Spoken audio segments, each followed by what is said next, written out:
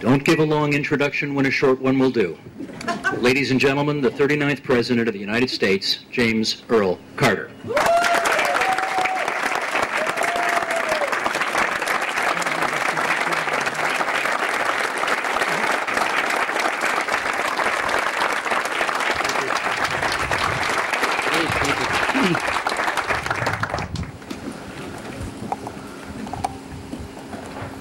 Well, this was my home from the time I was 4 years old until I went off to the college in the Navy when I was 16 years old.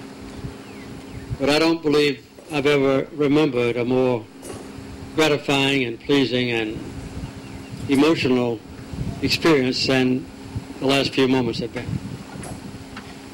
The comments from the principal of Queens and Art, who's become almost a citizen of Plains, and Steve's delightful presentations and his chairmanship, and to have Kevin and James present me this flag is almost overwhelming for me. I don't think you could find very many American citizens who don't look northward with great admiration and sometimes envy at the society that has been formed by Canadians. And I have had my life touched in two very important occasions by Canada. As a matter of fact, Art revealed one of those occasions that's gotten attention from CNN and from New York Times and from Economist magazine. It had never been presented before, and that's when I went to Chalk River, Canada, on a train in early 1953. All of us lately have been watching with great concern and despair the meltdown of the nuclear reactors in Japan. The same thing happened in Canada. At that time, the nuclear power program was one of the most secret in the world. And I was blessed to be one of the few young naval officers who was privy to those secrets. I worked for Admiral Hyman Rickover, and I was in charge of the crew that built the second atomic submarine, the USS Seawolf. And a very small number of people in the world were qualified to learn the secrets of the inner workings of a nuclear reactor that produces power. When the disaster took place in Chalk River, it was out in the jungle areas of Canada.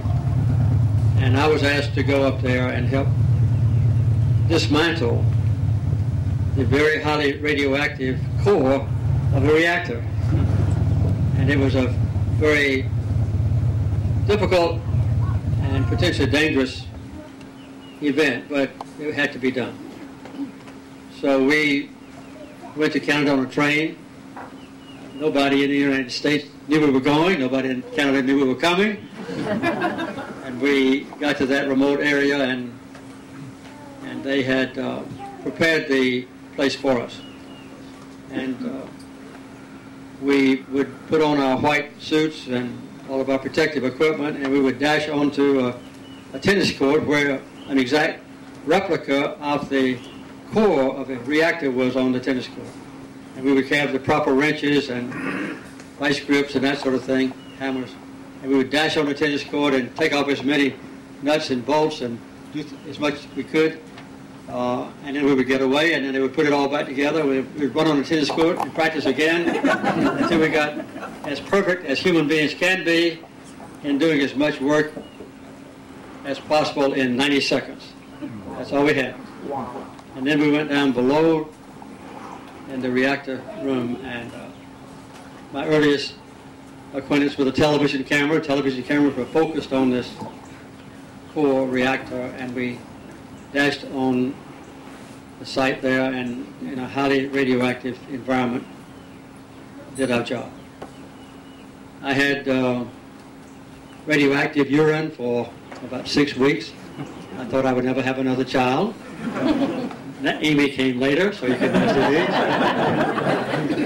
But it was an indication, even in my early life, of the remarkably close ties that exist between every Canadian citizen and every citizen in the United States of America.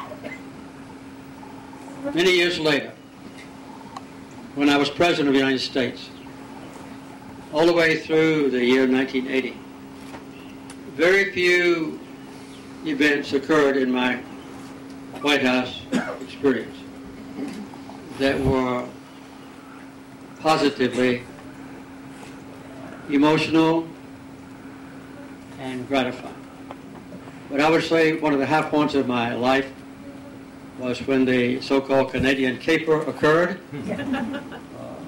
The Canadian Parliament went into secret session for the first time in more than 30 years to vote at the highest level that Canada could help protect 6 of my hostages who were hiding in Iran. And those 6 hostages went into the Canadian embassy and were protected for a long time. And eventually, on the right moment, I agreed, and the Canadian Prime Minister agreed, that they should be evacuated from Iran, pretending to be not related to the United States at all.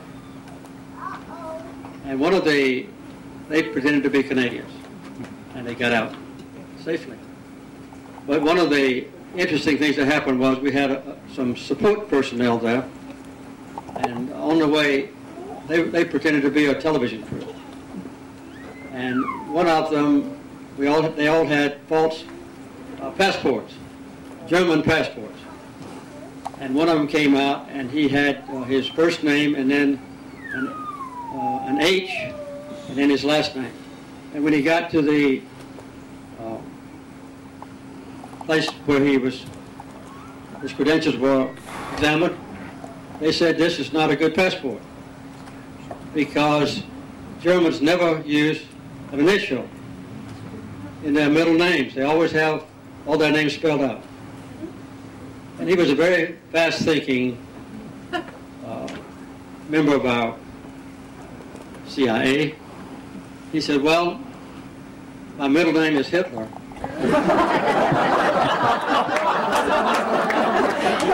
And I had special permission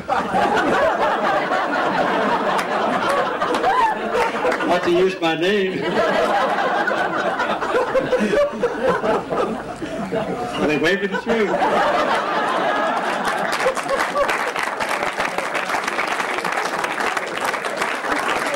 But I think you all may remember, those of you who are old enough, the closeness that event affected every citizen in this Northern Hemisphere.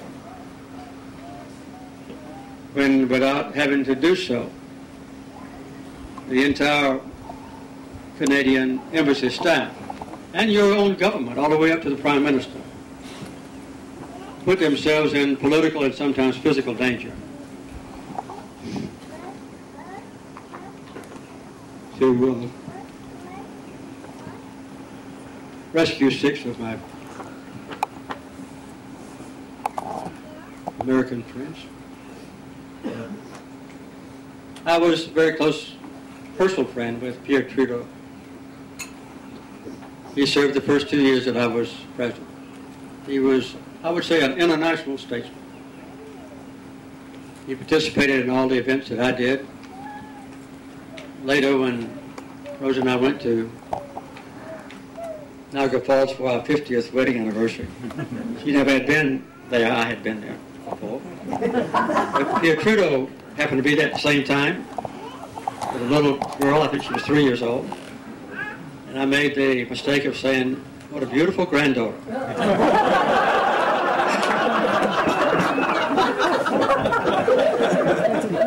And in a very nice way, he told me that that was not a granddaughter, it was his daughter. When Joe Clark was elected to be Prime Minister, I believe in 1979, we were on the way to the summit meeting in Japan, and immediately Joe Clark and I became friends.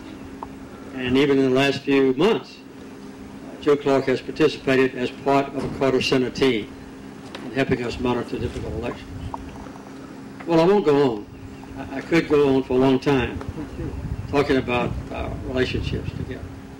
We have been overwhelmed with gratitude, and I would say unanticipated friendships that have developed between Art and Steve and others who've been here to visit Plains. And I think, as you may know, Steve is incredibly able to extract information from in an unguarded moment. He, I know when he was at the Plains Inn, I couldn't imagine why he was so hospitable. He kept filling my wine glass. Every time it was half full, what a nice guy, you know. And then I found out later that he had extracted all of my secret information that I had been withholding from American reporters. And just a few minutes ago, he talked me into doing something that has made my wife very angry. I revealed a secret about my wife's voting past. And she's waiting yet to get me home so she can berate me privately. Rosen, it's Steve's fault. It's not my fault. Well, we hope that all of you will follow in your predecessors' footsteps in coming to Plains. I don't think you'll find any more welcome, enthusiasm. Sorry? Again, some of you come back again and again. Keep our inn full and learn all you can about our community. Rose and I, to equate and to exceed him in one thing, he's got 4 children, but we have 12 grandchildren. How many do you have?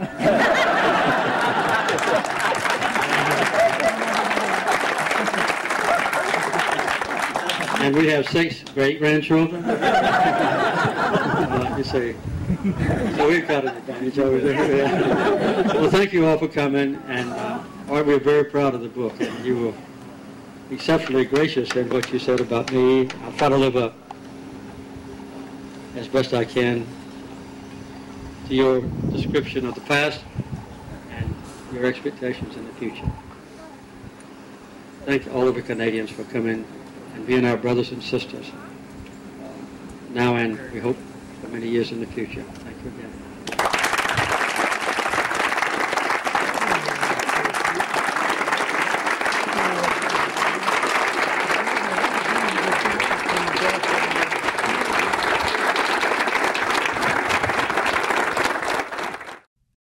Help TVO create a better world through the power of learning. Visit TVO.org and make a tax-deductible donation today.